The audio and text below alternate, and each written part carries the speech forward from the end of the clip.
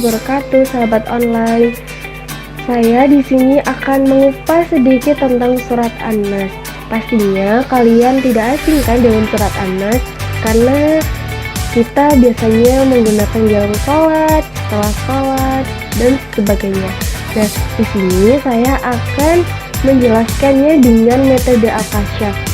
Sebelumnya, apa sih metode Al-Kasyaf? Metode Al-Kasyaf yaitu menyingkap makna dari ujaran-ujaran yang sering kita ucapkan namun tidak difahami maknanya. Nah, proses pembelajaran ini menggunakan trilogi singkap, syaraf, dan ungkap.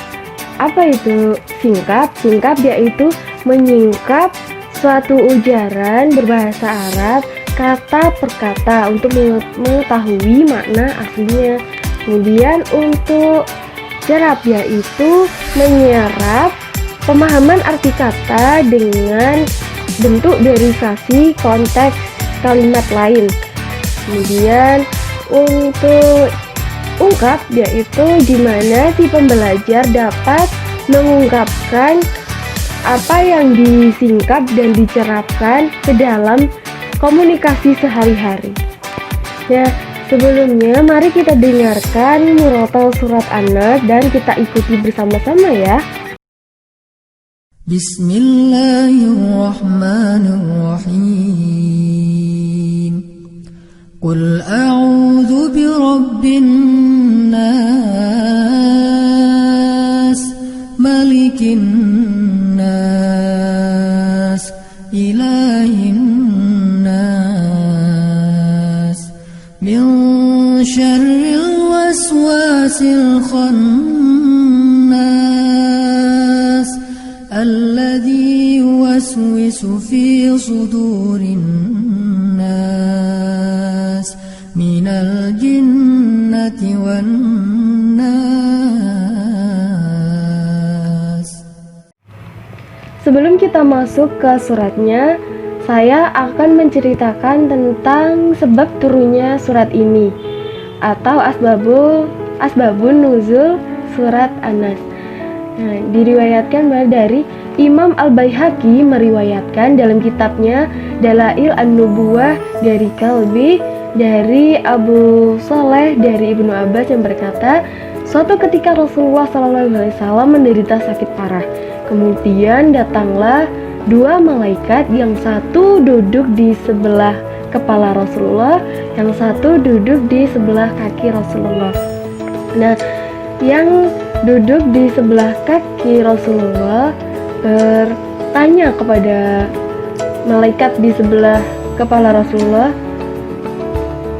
apa yang sedang menimpanya? Malaikat di sebelah kepala Rasulullah menjawab, disihir oleh orang. Kemudian malaikat yang di kaki Rasulullah bertanya kembali, siapa yang melakukannya? Kemudian dijawablah Labid ibnu Al-Aqsam, nah, seorang Yahudi.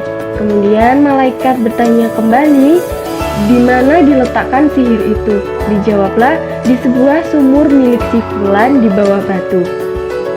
Oleh sebab itu hendaknya Muhammad pergi ke sumur itu, mengambil airnya, lalu mengangkat batu dan ambillah kotak di bawah batu tersebut.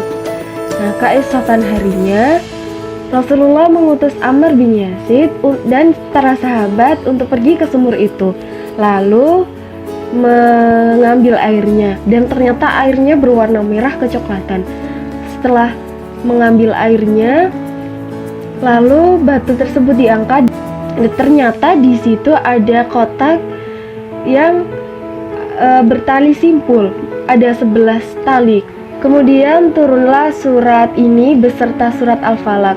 Nah, ketika Rasulullah SAW membacakan surat ini, tali tersebut hilang satu persatu.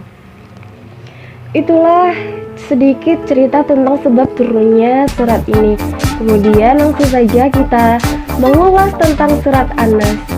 Surat An-Nas merupakan surat yang termasuk dalam golongan surat Makkiyah atau surat yang turun sebelum Rasulullah hijrah. Dan bacaan surat An-Nas sendiri adalah surat yang terakhir.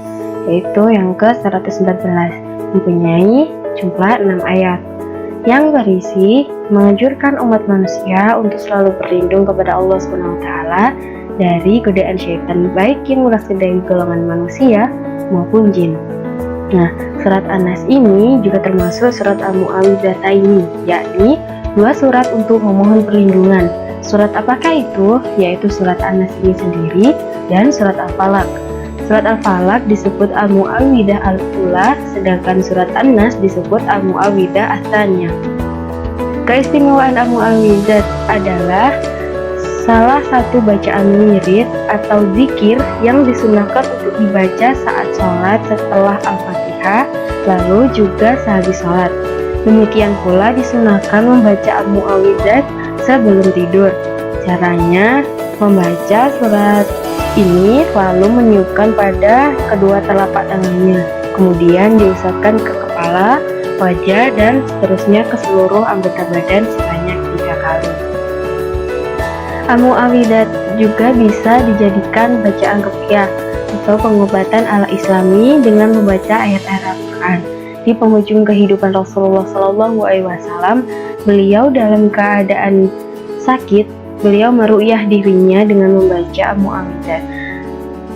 Ketika sakitnya semakin parah, maka Aisyah yang membacakan ruqyah dengan Al-Mu'awwidzat tersebut. Hadis riwayat Al-Bukhari. Langsung saja kita ke ayatnya ya. Ayat yang pertama yaitu Qul a'udzu birabbin nas, yang artinya katakanlah aku berlindung kepada Tuhan yang memelihara dan menguasai manusia. Ayat ini terdiri dari Qul a'udzu birabbi dan An-Nas.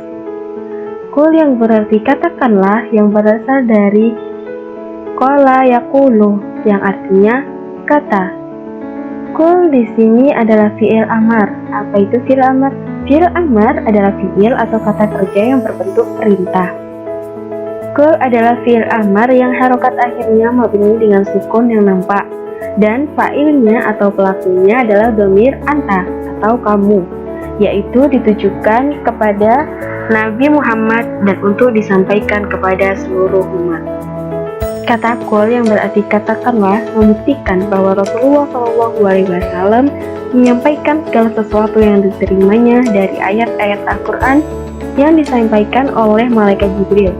Dalam tafsir Al-Azhar diterangkan bahwa qul maknanya adalah katakanlah wahai utusanku dan ajarkanlah juga kepada mereka. A'udzu yang berarti aku berlindung, yang merupakan fi'il mudhari, yaitu kata kerja bentuk sekarang atau yang akan datang. A'udzu fi'il mudhari yang harokatnya marfu dengan dhammah yang nampak, dan fa'ilnya adalah dhamir ana atau saya, yaitu dengan keberadaan hamzah di awal kalimat. Dari fi'il madhi ada ya'udzu, yaitu mencari tempat perlindungan. A'udzu masdar a'ud, yakni menuju kepada sesuatu untuk menghindar dari sesuatu yang ditakuti. Birabbi yang terdiri dari bi dan robi. Bi berarti dengan, untuk, agar, kepada, merupakan. Di ayat ini menggunakan kepada, dan robi berarti Tuhan. Anas yang berarti manusia berasal dari kata An-Naus yang berarti gerak, dan Unas yang berarti tampak. Anas pada surat ini menggunakan al, jadi termasuk isim ma'rifat. Lalu apa maknanya? Sesungguhnya Allah SWT itu Tuhan dari semua makhluk. Tetapi pada ayat ini disebutkan Allah hanyalah Tuhan dari manusia. Maksudnya disebutkan secara khusus, yaitu manusia itu sendiri. Lalu kenapa di sini Anas? Kok tidak yang lain yang berarti sama? Seperti Al-Insan, Bani Adam, atau Bashar. Mari kita ulas bersama apa perbedaannya. Al-Insan berasal dari kata al-unsu. Insan dapat diartikan lemah lembut, harmonis, tampak, atau pelupa. Kata ini digunakan dalam Al-Quran untuk manusia yang kemanusiaannya secara totalitas atau keseluruhan yaitu jiwa dan raga. Manusia yang telah sampai pada segi insan yang sempurna yakni kamil, yang bermakna manusia sempurna, susah ditemukan. Karena umumnya manusia seperti ini memilih menepi untuk meninggalkan skala hiruk pikuk dunia. Namun tidak menutup kemungkinan mereka juga ada di antara kita. Tanpa mencolok, tapi kehadirannya benar-benar ada. Sebagaimana yang diungkapkan Haidar Bakir atau cendekiawan Islam, saat beliau ditanyai oleh salah seorang peserta seminar, apakah insan kamil itu ada pada zaman ini? Dengan tegas beliau menjawab, saya yakin ada. Tidaklah mungkin disebut-sebutkan dalam Al-Quran jika hal itu mustahil dicapai manusia. Kemudian Bani Adam, yang memiliki arti anak cucu atau keturunan Adam, yang secara istilah dikaitkan untuk penyebutan manusia pertama yang diciptakan oleh Allah SWT. Umumnya, kata ini menunjukkan bahwa seluruh manusia merupakan keturunan Nabi Adam yang diciptakan Allah dari tanah.